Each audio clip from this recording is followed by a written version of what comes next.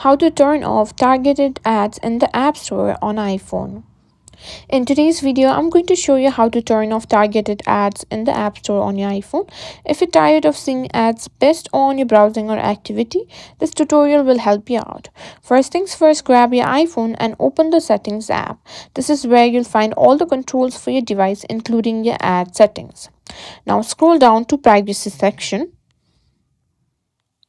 This is where you can control how apps use the data, including advertising preferences. Now, within privacy, look for the option that says Apple Advertising.